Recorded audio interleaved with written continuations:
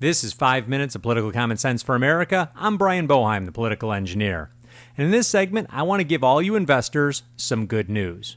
Now, I know it's been a long time since we had any good news about the economy. And it's funny enough, this piece of data seems to have been missed by most every media outlet.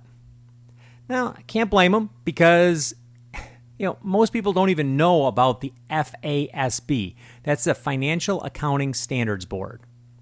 So here's the good news. Robert Herz, which is who's a board member on that FASB board, has resigned, and with him goes a legacy that includes creating the panic that drove Lehman Brothers into the dust and AIG into government receivership. How come you've never heard of him before? That's because this obscure board of regulators has been quietly playing God over your money. You probably have heard of their decision in 2007 to make all financial institutions apply mark-to-market accounting to all of their assets and debt. Now, for people that have listened to my show before and have read my columns, I've defined this, but for those of you who haven't, let me run through it real quick. Mark-to-market accounting is the process of applying a current value on all outstanding debt and assets. Makes sense, right? You should apply current value. The problem is that when you are loaning money and have assets that have immensely more future value than present value, it can be disastrous to apply this rule midstream.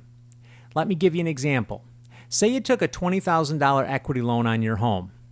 Under mark-to-market accounting, if the market collapses and you can't sell your home on the market, then your house is considered completely worthless. And you'll get a call from the bank wanting the $20,000 right now because there's no longer any collateral from their perspective. It doesn't matter that you're making the payments, and it doesn't matter that in 3 to 4 years, buyers will come back into the market, and it doesn't matter that 5 to 6 years from now, the value of your home will probably recover. Mark-to-market says that right now, and the only thing that matters is right now, your house has no value from their perspective. That's exactly what happened with Lehman Brothers and AIG. Now, luckily, Congress forced the FASB and the SEC to remove mark-to-market, and almost immediately the stock market and the bond market began to recover. Now, stinging from the overturn, Robert Herz and his band of merry men were prepared to create mark-to-market on steroids, when all of a sudden, I will suggest he was forced to tender his resignation. This new version of insanity that they were going to put in place, these new set of rules, would have forced banks to stop lending to small businesses because the risk to their balance sheet would have been just tremendous. Oh, by the way, one other good piece of news is that the FASB has also been expanded to 7 members.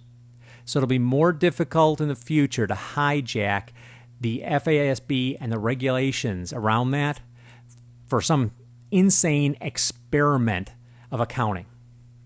I think we've dodged a bullet here getting Robert Herz and some of his team out of the way so we can start pumping up the economy, start letting small business grow, and let private capital, let private companies start to rebuild America.